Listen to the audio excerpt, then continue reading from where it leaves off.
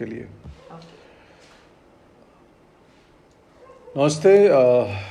वादा के मुताबिक थोड़ा लेट आया हूँ, आई थिंक 10:10 पे, थोड़े विलम्ब से। आज मन नहीं हो रहा था लाइव आने का, थोड़ा मन दुखी भी है।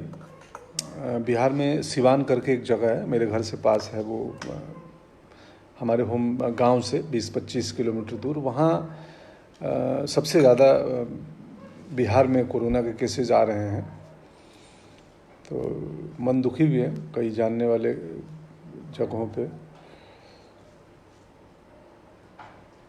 तो सिवान के एक व्यक्ति भी दिख गए, पंकज जी प्रियदर्शी, और दूसरे आजमगढ़ के अभिषेक दिख गए। आज का जो किस्सा है उसमें आजमगढ़ का भी नाता है और सिवान की घटना आज पढ़ा मैं।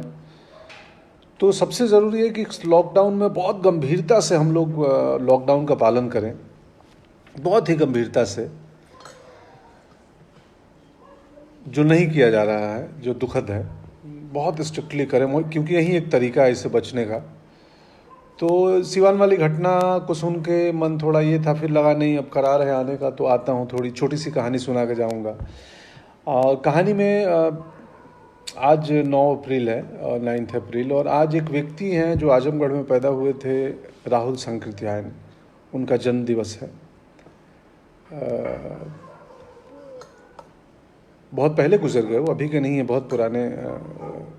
और उनकी खासियत ये थी कि वो घुमक्कड़ थे, दुनिया घूमते थे। जीवन के 45 साल राहुल संकृत्यायन जी ने दुनिया घूमने में गुजारा, पूरी दुनिया घूमने में। मेरे बाबा थे अब गांव में। मेरे जो किस्सा सुनाऊंगा जिससे राहुल संकृत्यायन कैसे मेरे जीवन से जुड़े हैं और कैसे हिंदी पट्टी, हिंदी इलाका, खासकर यूपी, बिहार, एमपी, राजस्थान, कैसे अपने लेखकों की अवहेलना करता है और हम अपनी विरासत को संभाल नहीं पाते हैं। चाहे लेखक हों, कलाकार हों, कवि हों, लोक कलाकार हों। इस वक्त में सबसे बुरी स्थिति में लोक कलाकार हैं। आप लोग जहाँ भी अपने आसपास हैं, अगर किसी फोक आर्टिस्ट को जानते हैं तो ज़रूर किसी के थ्रू ही मैसेज भिजवाइएगा कि उन तक खाना पीना की व्यवस्था हो जाए। खैर, तो राहुल संकृत्यायन, बहरहाल किस्सा हुआ है कि कैसे आए मेरे जीवन में। मेरे बाबा थे हैदर रिजवी साहब, आप बोले थे नहीं आए हैं तो आ गया। राम नरेश त्रिपाठी, बिल्कुल चारदीवारी मेरे घर के बाजू में उनका घर था और बाबा थे। वो हथुआ एक महाविद्यालय है, गोपेश्वर महाविद्यालय, उसमें हिंदी के प्रोफेसर थे। आगे के किस्सा मैं बताऊंगा कि राम नरेश त्रिपाठी से भी एक किस्सा जुड़ा है मेरा, पंकज त्रिपाठी बनने का। वो भी रोचक किस्सा है, दूसरे दिन बताऊंगा। खैर, बाबा की, मुझे बचपन में 9-10 साल की उम्र में बाबा बुलाते थे मुझे कि आओ देखो अलमारी में किताबें हैं, तुम पढ़ सकते हो इनमें से जो भी लेना हो। तो मैं, एक किताब मेरे हाथ लगी, आई थिंक 9th क्लास में था, घुमक्कड़ शास्त्र, जो राहुल संकृत्यायन ने लिखी थी, और पहला एडिशन था 43 या 42 का, 1942 का एडिशन। उसमें मुझे अभी भी याद है जो जिल्द लगा था उसके ऊपर, आर्यावर्त अखबार का, ब्लैक एंड वाइट अखबार, वो अखबार 1952 का था जिल्द में। बाद में वो किताब मैंने एक बड़े लेखक को दे दिया। तो राहुल संकृत्यायन जी का वो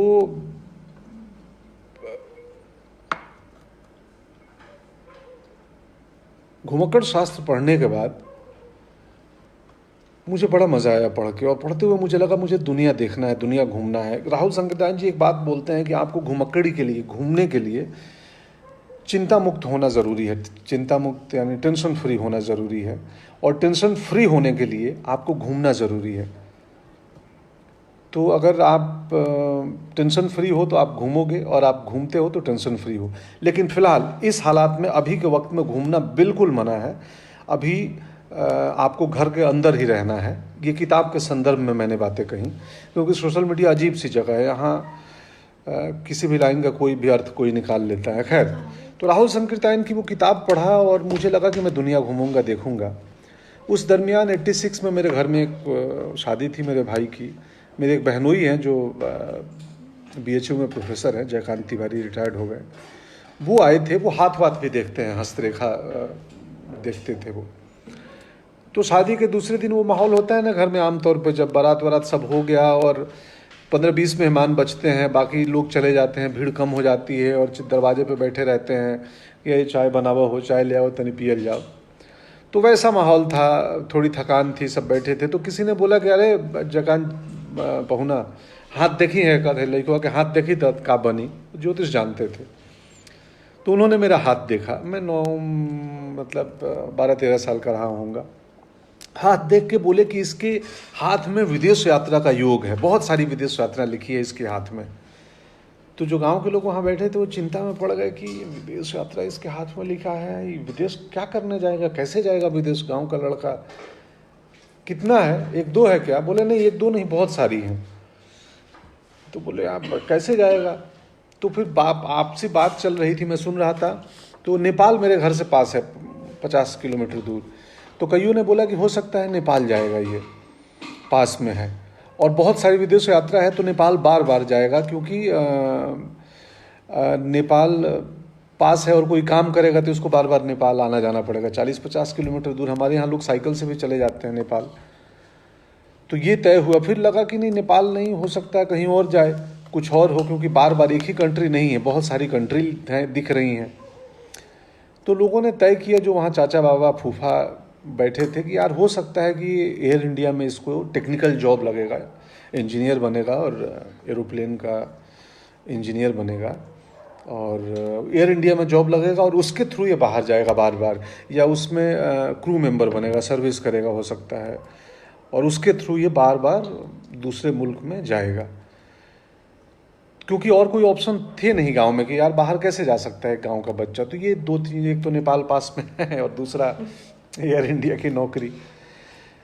उसी वक्त सेम टाइम कलकत्ता में एक घटना घट रही थी।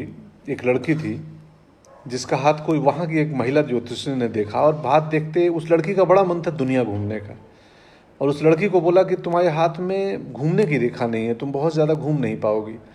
रेखा उस लड़की की बड़ी बहन का नाम था। वैसे वो लड़की मृदुला है, मेरी पत्नी है। तो उनको बोला गया था कि आप घूमने की रेखा नहीं है, और उस लड़की की बड़ी चाहत थी दुनिया घूमने की। तो उसको लगा अरे नहीं है तो मैं तो जाऊंगी, कुछ तो होगा, मैं बना लूंगी। कुछ रेखा बदलते भी हैं, आगे बनते बिगड़ते भी हैं, यही था ना। यस, इनफैक्ट मैं भी ये हस्तरेखा में भरोसा नहीं करता, बट जिन्हें भरोसा करता हूँ, ऐसा नहीं कि उनका भी कदर करता हूँ, अपनी अपनी इच्छा है, चाहत है। तो शंभू भैया भी वहाँ बैठे थे, आई थिंक। मेरी भतीजी देख रही है संवेदना, अभी अचानक उसका नाम दिखा, बंटी। तो पता नहीं जयकांत जीजा देख रहे हैं कि नहीं, BHU में सुंदरपुर में रहते हैं, बनारस। तो ये था कि कैसे जाएगा। कालांतर में किसी को नहीं मालूम था, गांव में, वहाँ रहने वाले लोगों में। और राहुल संकीर्तन की किताब पढ़ने के बाद मेरे घूमने के लिए अलग जग गई थी कि घूमना है मुझे, दुनिया देखनी है। मैं एक्टिंग में आया, उसके पीछे एक बड़ा एलिमेंट राहुल संकीर्तन की वो किताब। उन्होंने एक और किताब लिखी थी, गंगा से वोल्गा तक। अद्भुत व्यक्ति थे राहुल जी। और हम हिंदी इलाके का दुख, ये भी दुख था कि क्या आके राहुल जी की बात करूं। मुझे पता है राहुल संकीर्तन के बारे में आज का युवा पीढ़ी जो इंटरनेट इस्तेमाल करता है, जो सोशल मीडिया देखता है, वो शायद कम ही जानता होगा। हमें जानना चाहिए अपने धरोहर के बारे में। 45 साल वो घुमक्कड़ी किए। पटना म्यूजियम में आप जाएंगे, उनके लाई हुई बहुत सारी चीज़ें, 23 खच्चर पे तिब्बत से वो बहुत सारी पांडुलिपि और पेंटिंग्स लाद के लाए थे, जो पटना म्यूजियम में आज भी रखी हैं, राहुल संकीर्तन जी की चीज़ें। गंगा से वोल्गा तक, वोल्गा मास्को में एक नदी है रूस में उस वक्त, तो वहाँ तक गए थे वो यात्रा करके। 45 साल जीवन में घूमे थे। वो पहले महंत थे, परसा एक मठिया है, मठ है, सनातन धर्म के महंत थे। उसके बाद आज समाजी हुए। उसके बाद वो बौद्ध हुए। बौद्ध होने के बाद कम्युनिस्ट हुए। और आज प्रेम जी एक बहुत सुंदर समीक्षक लेखक हैं पटना में, उनका पोस्ट पढ़ रहा था कि कम्युनिस्ट होने के बाद उनको कम्युनिस्ट पार्टी ने निकाल दिया, फिर वापस बुला लिया।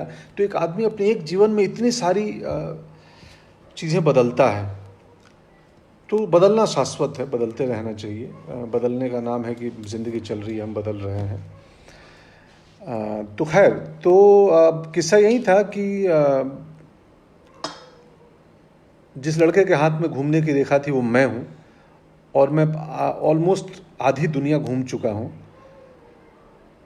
आधा यूरोप, यूएस का बहुत बड़ा हिस्सा, एशिया लगभग पूरा। और आप जब घूमते हैं, जब किताबें पढ़ते हैं, तो आपका व्यक्तित्व कुछ बनता है। सो ये लॉकडाउन ख़त्म हो जाए, सब कुछ सामान्य हो जाए, अभी फ़िलहाल पढ़ें, घूमने का बिल्कुल न सोचें, अभी फ़िलहाल पढ़ें। राहुल संकीर्तायन के बारे में पढ़ें, हो सके तो, जो लोग आज मुझे सुन रहे हैं।